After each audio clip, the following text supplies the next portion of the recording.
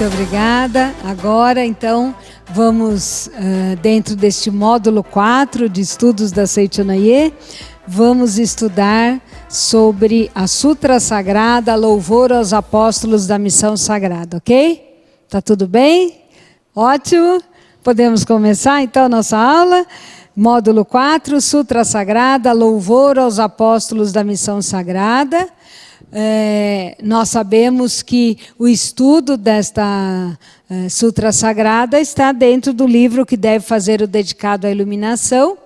E a gente observa que neste livro nós temos dois autores, não é? Masaharu Taniguchi e Seiichi Taniguchi. Então eu gostaria de passar para todos que estão participando desta aula o seguinte, que o capítulo 2 que nós vamos estudar nesta aula, que é o caminho dos apóstolos da iluminação, a prática da gratidão, que nada mais é do que a explicação da Sutra Sagrada, Louvor aos Apóstolos da Missão Sagrada, justamente este capítulo 2 foi escrito pelo professor Seiichi Taniguchi, tá bom?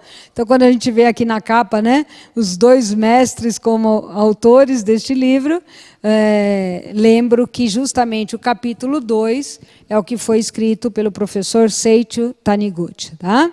E ele, então, vai nos explicar, né, parte a parte desta grandiosa Sutra Louvor aos Apóstolos da Missão Sagrada, que foi escrita a pedido, né, dos líderes do Japão ao nosso sagrado mestre Masaharu Taniguchi, né, e o mestre, então, com muito amor, se empenhou na escrita desta Sutra Sagrada e, ao terminar, a inspiração que ele teve ao escrever essa Sutra Sagrada, ele observou que tinha ideogramas que nem ele próprio havia estudado, havia conhecido. Ou seja, é a grande prova de que, mais uma vez, né, as escritas do nosso sagrado mestre Masaharu Taniguchi foram inspiradíssimas por Deus, no mundo elevado, não é? E nós vamos estudar mais uma dessas revelações obtidas pelo nosso sagrado mestre em forma de Sutra Sagrada, Louvor aos Apóstolos da Missão Sagrada. Vocês têm aí no módulo de vocês, né, no módulo 4, na página 25, questões para pensar e questões finais, tá bom? Então nós vamos fazer o seguinte, eu vou discorrendo sobre o assunto, né? E quando a gente chegar aí nessas questões para pensar, que são 5, a gente vai destacando estas questões, tudo bem? Então vamos lá. Como se inicia, né, essa sutra? Deus, Criador do Universo, vendo os sofrimentos da humanidade, manifestou como expediente sua sagrada imagem e abriu as portas do amplo lar de misericórdia, o qual se chama Seichanaye. Então, a primeira questão para pensar é, o que é lar de misericórdia? Aqui está dizendo que lar de misericórdia chama-se Seichanaye. Então, a Seichanaye, né, é a religião de amplo lar de misericórdia, né? Seichanaye literalmente é lar do progredir infinito, então lar de misericórdia. E o que seria esse lar de misericórdia? Misericórdia é o amor grandioso de Deus que nos envolve a todos, né? Então a Seichanaye é esse amplo lar de Deus, né? Esse amplo lar que envolve a todos, né?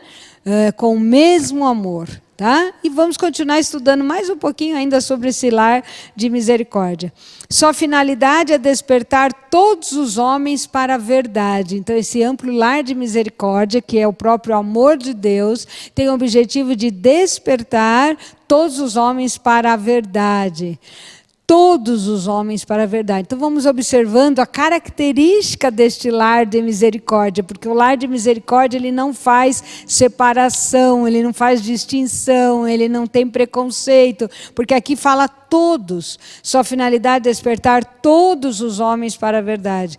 Não haverá nenhum ente humano ou celestial que nele não entre. Então, esse amplo lar de misericórdia, ele não se refere apenas à manifestação da Seichanaye nesse plano terreno, né? Mas envolve a Seichanaye em todos os planos, né? Ela veio do mundo de Deus, mas vai se refletindo, né? No mundo também espiritual e no mundo terreno. Não é? Então não haverá nenhum ente humano ou celestial que nele não entre. Quando nós fazemos as orações para os nossos antepassados, nós estamos convidando os nossos antepassados a participar também, né, do ensinamento da Seichanaye. Quando nós inscrevemos, né, todos aqueles que já passaram para o plano espiritual no santo da missão sagrada, né, ou na missão sagrada espiritual, é um grande convite para eles participarem do movimento de iluminação da humanidade, né? A minha tia, irmã do meu pai, quando ela faleceu, eu tinha assim um desejo profundo de oferecer para ela uma oração perpétua, mas naquele momento eu não tinha condições financeiras, né? Porque eu queria fazer à vista, né? E então naquele momento não era possível eu à vista fazer uma oração perpétua para minha tia. Mas uma grande amiga minha, preletora da Seichanaye, sonhou com essa minha tia, sem saber de absolutamente nada. Ela sonhou com essa minha tia, e essa minha tia, no sonho, puxava, né, a roupa dessa minha amiga, dizendo para ela: fala para a Lília me escrever no santo da missão sagrada. Né? E quando a minha amiga me encontrou no dia seguinte, falou: Lília, eu sonhei com a sua tia e ela dizendo para você inscrevê-la no santo da missão sagrada. Eu falei: meu Deus, foi a resposta. Por quê? Porque a oração perpétua é a nossa gratidão eterna àquela pessoa que passou para o plano espiritual. Mas o santo da missão sagrada é a oportunidade que eu dou para essa pessoa participar do movimento de iluminação da humanidade no plano espiritual, para que ela de lá também possa contribuir para este grande movimento, para este grande lar de misericórdia. Não é? Então, naquele momento, inscrevi minha tia no santo, né, o registro espiritual da missão sagrada, né, e foi assim fantástico, né? O sentimento que eu tive assim foi de um alívio muito grande, uma gratidão muito grande de pensar que a minha tia, antes de falecer, chegou a frequentar a academia de Biúna, da Seichanaye, então ela queria continuar participando do movimento como contribuinte da missão sagrada. Então é ente humano ou ente celestial, né? E esse ente celestial, não só os nossos antepassados, os nossos queridos que recebem as orações diárias, que estão inscritos no santo da missão sagrada, mas também todos os espíritos elevadíssimos que estão nos abençoando neste movimento, no nosso trabalho, né, como grandes líderes da Seichanaye. Você que já está no módulo 4, já deve ser um divulgador, preparando-se para ser um preletor, ou não, não importa, você está estudando, e como estudante você já é um grande líder deste movimento também. Então, a Seichanaye é esse amplo lar de misericórdia que abrange não só o mundo terreno, mas também o mundo espiritual, né? E o mundo divino, ok? Este amplo lar de misericórdia, transcendendo todo e qualquer sectarismo religioso, extingue os sofrimentos e erros de toda a humanidade e a torna imaculada, né? Aqui, então, o professor Seicho Taniguchi, ele conta que não foi nem Jesus Cristo, nem Sakyamuni que o fez despertar para a verdade, porque até então ele não gostava de religião, mas ele foi realmente atraído, né, para os ensinamentos da Seichanaye, quando justamente ele percebeu que a Seichanaye transcendia o sectarismo religioso, né? Diz ele que foi a verdade da vida que o despertou, né, para esta grande verdade universal, né, que o cristianismo ou o budismo não havia despertado ele, mas a verdade da vida me salvou, diz ele, né? No momento que ele recebe a verdade da vida, ele está lá recolhido no hospital, né? No campo de batalha, que ele estava lá, mas foi ferido e foi no hospital, estava, na verdade, assim, ficou doente, né? e não podia então estar servindo a sua pátria, mas recebeu a verdade da vida, leu e despertou para essa grande verdade, né? Transmitida pela Seichonoye, tá? E aqui diz então, exatamente como consta no Louvor aos Apóstolos da Missão Sagrada, este ensinamento é realmente amplo, transcendendo todo e qualquer sectarismo religioso e extingue os sofrimentos da humanidade. O nosso movimento, portanto, não se prende a nenhum tipo de sectarismo. Este é um ponto de suma importância. Sem ele, provavelmente, eu não teria ainda encontrado a salvação. Isso está na página 98 do nosso livro, né? O que deve fazer o dedicado à iluminação. Então, esse é um ponto extremamente importante dentro da Seichonoye, e tem lá nas questões finais, né? A primeira pergunta das questões finais: por que não há sectarismo religioso na Seichonoye? Porque é um grande preceito da Seichonoye, faz parte dos 3 pilares doutrinários da Seichonoye, o não sectarismo religioso. Vamos relembrar os 3 pilares doutrinários da Seichonoye. Primeiro, só existe Deus, é a imagem verdadeira. O segundo, tudo, né, é reflexo da nossa mente. E o ambiente, né, é o reflexo da nossa mente. E o terceiro é: todas as religiões emanam de Deus universal. Então, se todas as religiões emanam de Deus universal, se esse é um princípio doutrinário da Seichonoye, como que nós vamos ser sectários? Não existe, né? Porque se todas as religiões emanam de Deus universal, nós cremos nisso. Nós cremos que todas são luzes, né, que surgiram para iluminar toda a humanidade. Todas têm a mesma origem, que é Deus, o Deus único, o Deus absoluto, o Deus universal. Se nós cremos que as religiões são luzes que iluminam a humanidade, que são fontes da mesma origem que é Deus absoluto, seria incoerente a Seichonoye ter sectarismo religioso. Tá? Então, que fique bem claro para nós que isso, como um pilar doutrinário da Seichonoye, deve ser amplamente divulgado. Tá? Então, continuemos aqui na página 99, tá? Continuando a sutra. Especialmente os que não só almejam graças para si, mas que espontaneamente oferecem a Deus recintos, tais como auditórios, edifícios, templos ou academias, necessários para conduzir os homens à salvação, ou que, conscientizando a sagrada missão para a qual foram escolhidos por Deus, tornam-se voluntariamente membros da missão sagrada e se dedicam à salvação dos semelhantes antes mesmo de alcançar a própria salvação. E aqui continua: estes são os que se elevam ao grau de apóstolo. E aqui está a nossa segunda pergunta das questões para pensar. Quem se eleva ao grau de apóstolo é aquele que naturalmente, voluntariamente, se dedica à salvação do próximo antes mesmo de alcançar a própria salvação. Este é, né, o que se eleva ao grau de apóstolo. Então, elevar-se ao grau de apóstolo é algo assim instantâneo quando nós voluntariamente decidimos tirar o bumbum da cadeira e transmitir a verdade, tá? Para as pessoas, através do quê? Da nossa palavra, de uma divulgação de revista, não é?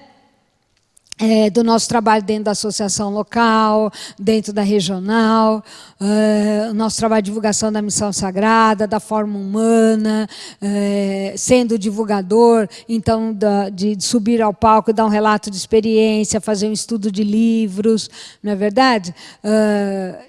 Então, inúmeras formas que nós temos para estarmos retribuindo as graças recebidas de Deus de forma voluntária, independente de se nós já estamos salvos ou não, porque é no caminho da salvação que nós somos salvos, não é assim? Está aqui no prefácio do livro que deve fazer o dedicado à iluminação.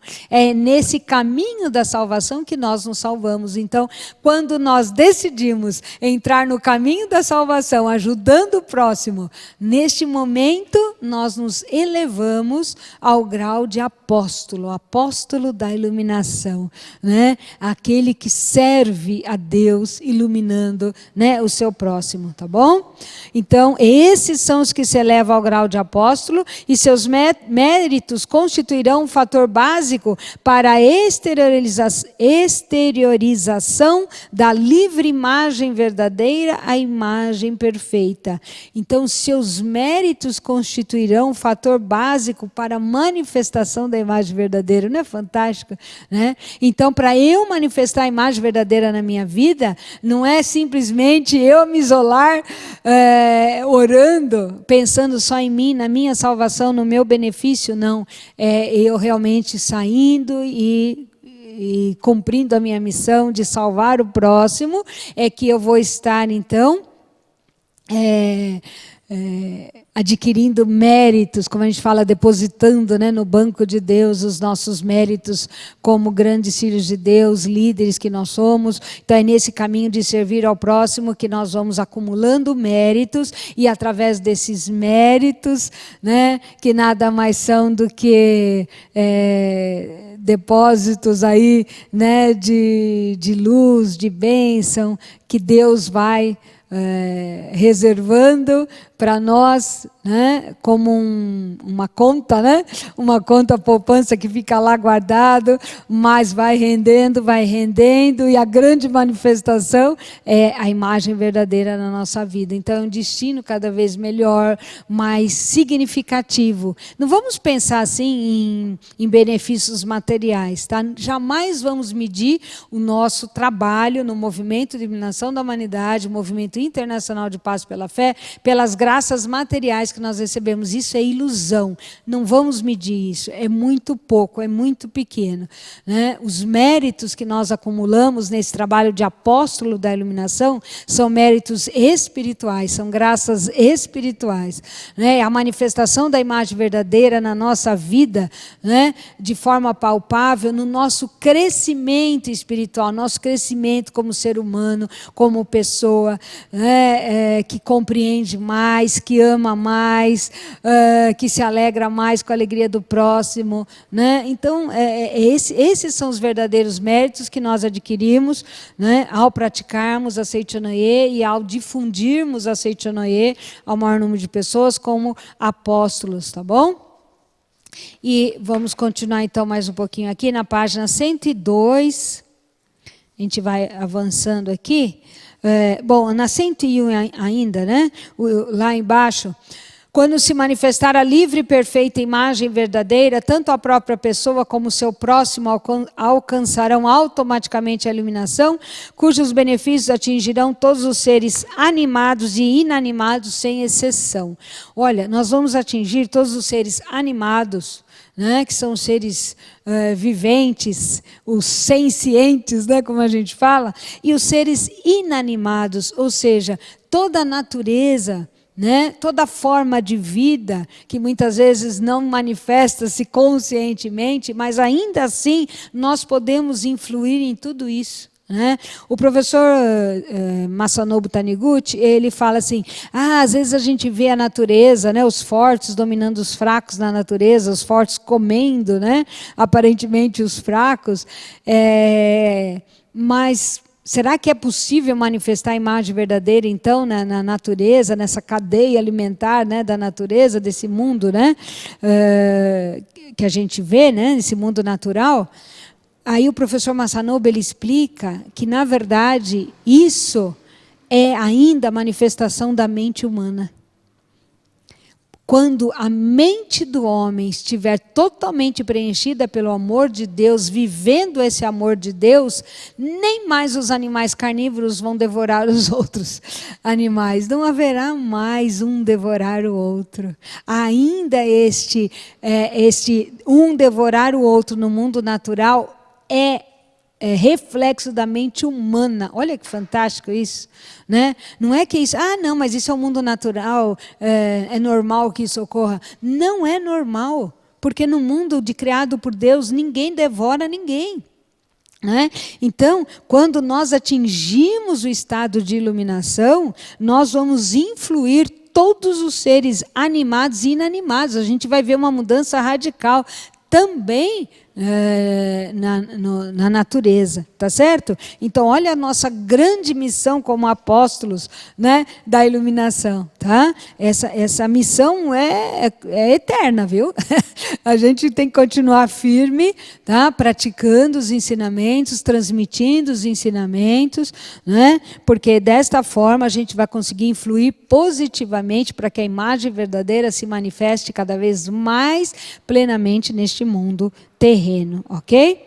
Em todo o mundo fenomênico. Muito bem. Então, aqui diz o seguinte: mesmo que desde remoto passado haja uma família acúmulo de causas kármicas maléficas impedindo a iluminação, se um de seus membros se conscientizar da sagrada missão e se elevar ao grau de apóstolo, então se só um da família, né, tiver espontaneamente esse desejo profundo, e não só o desejo, mas a ação efetiva de salvar o próximo, a graça preencherá o universo infinito e será extinto o karma maléfico de cada um dos familiares, parentes consanguíneos e parentes afins. Logo, é óbvio que se extinguirá o karma maléfico dos próprios apóstolos da missão sagrada, né? E aqui, então, a gente tem nas questões para pensar, na 4 e na 5, em que consiste o trabalho apostolar e o que significa ser apóstolo da missão sagrada. Então, vamos entender nesse texto aqui, né? É óbvio que se extinguirá o karma maléfico dos próprios apóstolos da missão sagrada, que, abraçando a sagrada missão, assumiram o compromisso de dedicar sinceramente toda a sua vida à salvação da humanidade, oferecendo trabalho físico, dedicação mental e contribuição monetária. Então, o apóstolo da missão sagrada, né, é justamente esse filho de Deus que espontaneamente dedica-se à salvação do outro antes mesmo de receber a sua própria salvação, né? E podemos caracterizar esse apóstolo da missão sagrada como aquele que atua em 3 áreas, vamos dizer assim, né? No trabalho físico, na dedicação mental e na contribuição monetária, né? Então, olha que fantástico, o apóstolo da missão sagrada é aquele que sente essa sagrada missão de dedicar-se fisicamente, mentalmente e monetariamente a este grandioso movimento. E aí a pergunta 4 é: em que consiste a 3, melhor dizendo, em que consiste a dedicação mental? Dedicação mental é uma postura mental de agradecer e retribuir os benefícios recebidos. Está na página 102. Tá? Então, diz aqui também, a pessoa que possui fé sincera. Então, a dedicação mental de um apóstolo da missão sagrada é uma postura mental de fé, uma postura mental de gratidão, uma postura mental de desejo de retribuir as graças, tá? É uma postura mental de oração, tá bom? Então, dedicar-se mentalmente é através da fé, você dedicar orações às pessoas, né? Você viver essa fé, essa crença, né? Nesse Deus que é a nossa origem, que é o todo de tudo e que nos proporciona tudo. Então, quando a gente reconhece, né, e tudo esse reconhecimento parte da mente, por isso fala dedicação mental. Quando na nossa mente a gente reconhece Deus, que é o todo de tudo, a gente desenvolve a fé, e essa fé então faz com que a gente tenha gratidão, né, a Deus que tudo nos dá, e esse sentimento de gratidão vai ser refletido então no desejo de retribuir. E aí esse desejo de retribuir então que vai se transformar em trabalho físico e em contribuição monetária também, ok? Então, continuando aqui, a nossa contribuição ou donativo é um genuíno ato apostolar, totalmente destituído de interesses egoísticos. É a manifestação do sentimento misericordioso de desejar salvar o maior número possível de pessoas. Então, vem da dedicação mental, da fé e da crença de que Deus existe, de que Deus é a salvação. Então, nessa fé, eu vou então procurar também sentir essa fé e transmitir essa fé, né, através dos meus atos físicos e monetários. Por isso, os benefícios virão naturalmente, até os karmas maléficos acumulados numa família se extinguirão, tal qual treva que desaparece diante da luz. Tá ok? Então, vamos avançar aqui um pouquinho. Tem aqui uma pergunta, né? Nas questões finais, a gente já falou sobre o sectarismo religioso e está lá no número 2. Por que as pessoas que receberam graças devem se conscientizar que são apóstolos da missão sagrada? Né? Então, está na página 101. Vamos voltar um pouquinho aqui? Na página 101 diz o seguinte. Aqui conta um relato, né, de uma senhora que o bebê dela, né, não enxergava, e ela então conhece a Seichanoye e começa a praticar a Seichanoye, colaborar, né, na Seichanoye, e ela percebe que a cegueira do filho, né, vai se amenizando até que desaparece totalmente. Está aqui na página 100 do livro que deve fazer dedicado à iluminação. Muito bem, quando ela percebe que o filho já está curado da cegueira, o que ela faz? Ela vai se distanciando da Seichanoye, ela deixa de frequentar as reuniões da Seichanoye. Então, quer dizer, ela já estava se elevando ao grau de apóstolo, né, voluntariamente se doando, e ela regrediu. Ela voltou atrás. Então, a pergunta é, por que as pessoas que recebem graças devem se conscientizar que são apóstolos da missão sagrada? Elas devem se conscientizar, porque senão elas se tornam egoístas.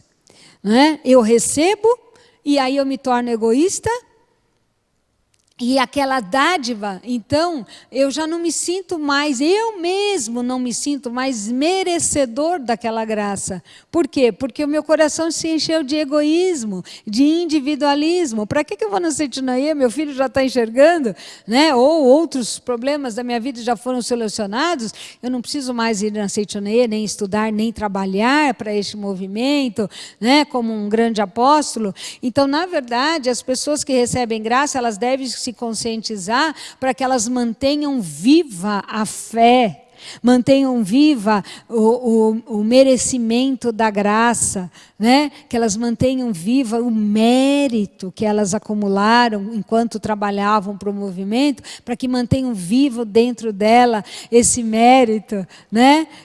Então diz aqui, as pessoas que receberam graças devem se conscientizar, está na página 101, de que são apóstolos da missão sagrada, que têm a missão de salvar os outros, e participando sempre das reuniões de adeptos, devem relatar suas experiências para influenciar correta e positivamente os iniciantes e conduzi-los para a verdade. Né? Então a gente tem que se conscientizar para que a gente possa então propagar essa verdade e assim continuar a salvando, a iluminando o nosso próximo, e é nesse caminho de salvação do próximo que eu vou me iluminando, não é verdade? Então é só retribuindo a graça, né, que eu vou continuando esse ciclo de bênçãos na minha vida, e Deus quer que a gente continue nesse ciclo maravilhoso, né? Então é importante que a gente continue, né, nos doando como grandes apóstolos. E aí tem outra questão final, que é a número 3. Qual é o principal sentimento para a manifestação da imagem verdadeira? O principal sentimento para a manifestação da imagem verdadeira na nossa vida justamente é o sentimento de gratidão. Porque é o sentimento de gratidão que nos faz voluntariamente nos elevarmos a um apóstolo da missão sagrada. É o sentimento de gratidão que faz com que a gente reconheça as dádivas, né, que Deus nos deu, que a gente reconheça as dádivas recebidas pela prática do ensinamento da Seichanoye, e assim então a gente vai retribuir, né, através desse sentimento de gratidão, essas dádivas, ajudando o outro, proporcionando também felicidade ao outro. Né? Então, o sentimento de gratidão está aqui no final da explicação dessa sutra, né? Na página 108, diz o seguinte: o círculo da missão sagrada é o mundo dos apóstolos da iluminação, que se caracteriza pelo sentimento de gratidão. tá bom? E, portanto, transcende o espírito mercantilista. É esse sentimento de gratidão que faz com que a imagem verdadeira, que é Deus, né, se manifeste aqui e agora, tá? Então, nós somos movidos pelo sentimento de gratidão. E quando a gente perde o sentimento de gratidão, a gente como se cortasse, né, esse caminho com Deus, essa ligação com Deus, esse elo, não é? Com Deus, tá bom? E, para encerrar, qual o princípio... a última questão final. Para quem é lida a Sutra Sagrada, louvor aos apóstolos da missão sagrada. Justamente como eu iniciei a aula de hoje, foi um pedido dos líderes no Japão para que o mestre escrevesse uma sutra para que ela fosse diariamente lida a todos os inscritos na missão sagrada. Então, nós como líderes da Seicho-no-ie, né, devemos ler diariamente essa sutra sagrada, louvor aos apóstolos da missão sagrada, oferecendo a todos os milhares de inscritos na missão sagrada, ou vamos dizer milhões em todo o mundo, né? A todos os inscritos na missão sagrada. E desta forma, então, está aqui no nosso livro, na explicação, na página 106, tá bom? Para finalizar, que esta oração é feita com o intuito de conseguir paz e tranquilidade ela não é feita com o intuito de conseguir paz e tranquilidade pessoal, mas para vivificar e salvar uns aos outros. Então, nós que somos, né, membros da missão sagrada, que somos apóstolos da iluminação, né, que somos inscritos também monetariamente, mas que nos doamos física e mentalmente para esse movimento, nós oferecemos essa sutra e também recebemos essa sutra. E através, então, desta sutra, nós nos vivificamos mutuamente, ok? Muito obrigada pela atenção. Assim termina esta aula com muita alegria. Muito obrigada.